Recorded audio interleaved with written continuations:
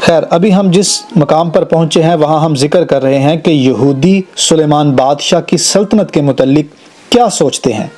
اور خاص طور پر پہلی صدی اور اس کے پہلے کے زمانوں میں وہ کس طرح سے بزرگ سلیمان کی سلطنت کو یاد کیا کرتے تھے۔ سلیمان بادشاہ کی وفات کے بعد اسرائیل کی سلطنت 2 ٹکڑوں میں تقسیم ہو گئی۔ 10 قبائل ایک طرف اور دوسری جانب 2 قبیلے یہودا اور بنیامین کا۔ سلیمان بادشاہ کے بعد پھر اسرائیل میں کوئی ایسا بادشاہ نہیں آیا جو اسرائیل کے 12 قبیلوں پر یعقوب کے گھرانے پر سلطنت کر سکے۔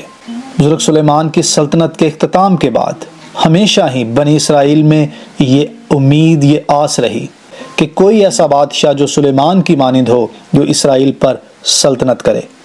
اور پھر اس کے ساتھ دوسری بات جو بزرگ سلیمان کی بڑی خاصیت بیان کی جاتی ہے وہ ہے اس کا عدل و انصاف، کہ کس طرح سے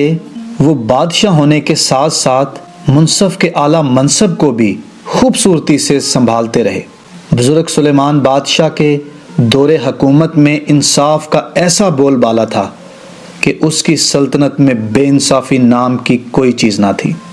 اگر آپ کتاب مقدس کے سنجیدہ طالب علم ہیں تو آپ کو اس کا علم ہوگا کہ خدا تعالیٰ کی ذات معاشرے میں اگر کسی بات سے بہت نفرت کرتی ہے، یا یوں کہے کہ کراہیت کرتی ہے، جس کو اس کی پاک ذات برداشت نہیں کر سکتی، تو وہ بے انصافی ہے، جس کے متعلق کتاب مقدس میں بے شمار بیانات موجود ہیں۔ ہمارا یہ موضوع تو نہیں، لیکن ایک بات آپ کی خدمت میں عرض کرتے چلیں کہ خدائے برحق کو کسی کی ہر نیکی اور ریاضت سے زیادہ، ہر عبادت سے پہلے اور بعد میں اگر کچھ چیز عزیز ہے، اگر کوئی بات پیاری لگتی ہے تو وہ انصاف اور رحم اور معافی ہے۔ ان باتوں میں اگر کوئی توازن کر سکتا ہے تو وہ آسمانی خدا باپ کا سچا اور حقیقی فرزند ہے، بیٹا ہے، بیٹی ہے۔ چاہے وہ اس انصاف کو، عدل کو، رحم کو اپنی زندگی میں قائم کرے، اپنی زندگی سے اپنے خاندان میں اور اپنے ارد گرد کے ماحول میں، معاشرے میں، سوسائٹی میں، جہاں پر وہ رہتا ہے وہاں پر اگر اس بات کو اپنی زندگی سے ظاہر کرتا ہے تو در حقیقت وہ اس لائق ہے کہ پروردگار کا فرزند کہلا سکے۔ عدل و انصاف میں اس طرح کے توازن کی کچھ جھلک ہمیں سلیمان بادشاہ کے دور حکومت میں دکھائی دیتی ہے، اور پھر سلیمان بادشاہ کی وفات کے بعد اسرائیل کو حکومتی سطح پر بھی اس درجے کا انصاف کبھی نصیب نہ ہوا، اور تب سے یہودی اس آس امید میں زندگی بسر کر رہے ہیں کہ بزرگ داؤد کے خاندان میں سے کوئی آئے گا جو اس کے تخت کو قائم کرے گا اور یعقوب کے گھرانے پر سلطنت کرے گا۔ وہ مثل سلیمان ہوگا اور ابن داؤد کہلائے گا، جو اپنی بادشاہی میں ایسا انصاف کرے گا جیسا سلیمان بادشاہ کے عہد میں عدل و انصاف کا بول بالا تھا۔ اور پھر جلدی سے ہم دیکھتے ہیں اس تیسری بات کو جو ابن داؤد کے لقب کو بیان کرتے ہوئے لازم بیان کی جاتی ہے، اور وہ یہ ہے کہ سلیمان بادشاہ اپنے دور حکومت میں طبیب کے طور پر کام کرتا ہوا دکھائی دیتا ہے، یعنی اپنے لوگوں کو شفا بخشتا ہے۔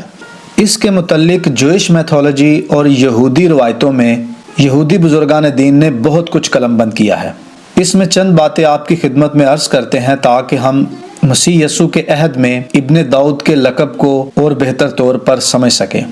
اس میں چند باتیں ہم آپ کی خدمت میں عرض کرتے ہیں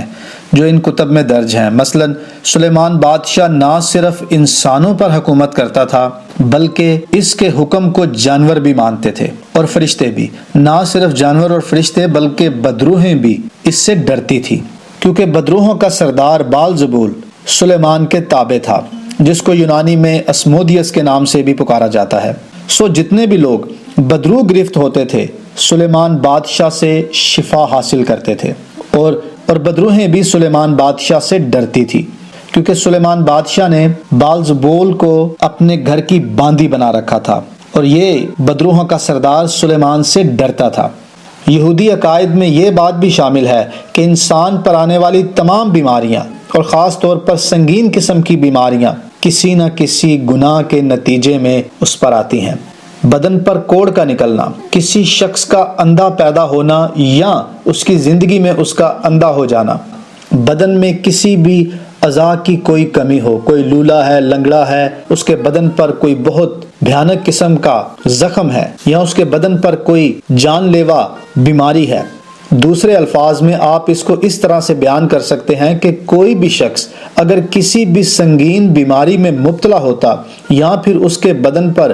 کوئی واضح داغ ہوتا، چاہے وہ داغ پیدائشی ہو یا پھر اس کی زندگی میں کسی حادثے کے سبب سے اس کے بدن پر کوئی علامت ابھری ہو، یہ اس بات کا ثبوت مانا جاتا کہ ایسا شخص جو بدنی طور پر داغی ہے وہ مکمل نہیں اور وہ خدا کے گھر میں داخل ہونے کے قابل نہیں۔ اور اس طرح کے لوگوں کو جو بدرو گرفت ہوتے، جو بیماریوں میں مبتلا ہوتے، ان کو شہر یروشلم سے بھی باہر رکھا جاتا اور انہیں خدا کے گھر میں ہیکل میں بھی داخل ہونے کی کوئی اجازت نہیں تھی۔ اور وہ تمام لوگ جن کے بدن داغدار ہوتے، ان کے پیچھے بالزبول کا ہاتھ ہوتا تاکہ وہ خدا کے گھر سے دور رہیں۔ ایسے تمام لوگوں کو خدا کے گھر سے دور کرنا ہی بالزبول کا کام ہوتا۔ شاید اسی لیے اسے بالزبول کہا جاتا ہے، کیونکہ وہ یہ سب کچھ اپنے نام کے مطلب کے عین مطابق کرتا ہے۔ ارامی زبان کا یہ بالزبول، جس کا مطلب ہے لارڈ آف ڈنگ یعنی گندگی کا دیوتا، مکھیوں کا سردار، سو یہ اپنے نام کی طرح سے کرتا ہے۔ جیسے اس کا نام ہے ویسے ہی اس کے کام ہے۔ یہ لوگوں کو گندگی میں، ناپاکی میں شامل کرتا ہے، اور یہ تصور کیا جاتا، یہ مانا جاتا کہ وہ لوگ جو اس کی زد میں آتے ہیں یا اس کا شکار ہوتے ہیں وہ کسی نہ کسی طرح سے گناہ گار ہوتے ہیں، تب ہی وہ ان پر حملہ آور ہوتا ہے اور انہیں قابو کر لیتا ہے۔ سو ایسے تمام لوگ گناہ گار ہونے کے سبب سے، بدنی داغ اور دبوں کے سبب سے، بدروحوں کے ستائے جانے کے سبب سے خدا کے گھر سے خارج ہوتے اور معاشرے سے بھی کٹ جاتے۔ لہٰذا سلیمان بادشاہ اپنے عہد میں اپنے لوگوں کو تندرست کرتا، ہر طرح کی بیماری سے ان کو شفا دیتا اور ان کو بدروحوں سے آزاد کرتا، اور جو لوگ بالزبول کے ستائے ہوئے ہوتے ان کو اس کے چنگل سے رہائی دیتا۔ تو یہ تین باتیں مثل سلیمان کے حوالے سے ہم نے آپ کی خدمت میں عرض کی، جس میں بزرگ داؤد کے بیٹے سلیمان کو بطور بادشاہ، منصف اور شافی کام کرتے ہوئے ہم نے دیکھا۔ اس کے علاوہ اور بھی باتیں ہیں جو آپ کی خدمت میں عرض کی جا سکتی ہیں، لیکن ہم نے وقت کو سامنے رکھتے ہوئے آپ کی خدمت میں صرف یہ تین عرض کی ہیں۔ یہ وہ چند باتیں ہم نے آپ کی خدمت میں عرض کی ہیں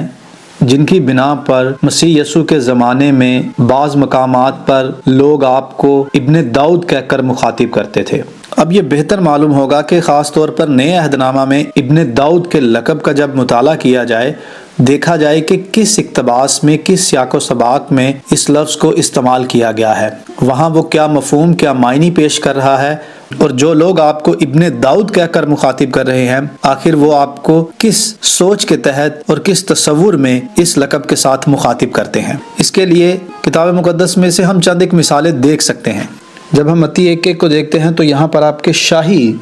سلسلہ نسب کو بیان کرنے کے لیے ابن داؤد کے لقب کا استعمال کیا گیا ہے۔ اسی طرح سے جب شہر یروشلم میں یسوع مسیح کا شاہانہ طور پر داخلہ ہوتا ہے تو وہاں پر لوگ آپ کو ابن داؤد کے لقب سے پکارتے ہیں۔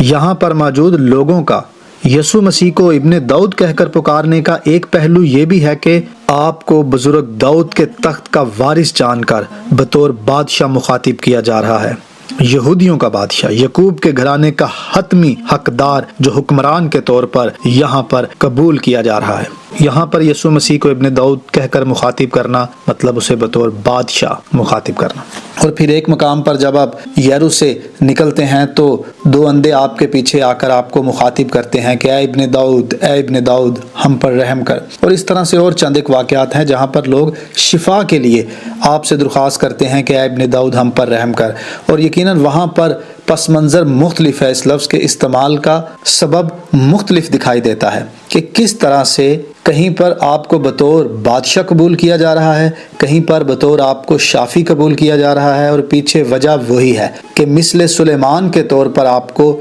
دیکھا جا رہا ہے۔ داؤد کا بیٹا سلیمان جس طرح سے اپنے دور سلطنت میں بادشاہی کرتا رہا، انصاف کو اس نے قائم کیا اور عام سطح تک، عام لوگوں تک اس نے اسے پہنچایا، اور عام انسان اس کے زمانے میں محفوظ اور پرسکون اپنے آپ کو سمجھتا تھا۔ پھر اس کے ساتھ بیماروں کے لیے اور بدرو گرفت لوگوں کے لیے بدروحوں کے ستائے ہوئے لوگوں کے لیے وہ شافی کے طور پر اپنی سلطنت میں نظر آتا ہے۔ اور بھی اس کے علاوہ بہت سارے کام ہیں جو مسیح کے ساتھ ملائے جاتے ہیں، لیکن ہم نے یہ چند آپ کی خدمت میں عرض کر دیے، جس سے اس بات کو سمجھنے میں کافی مدد ملتی ہے کہ آخر ابن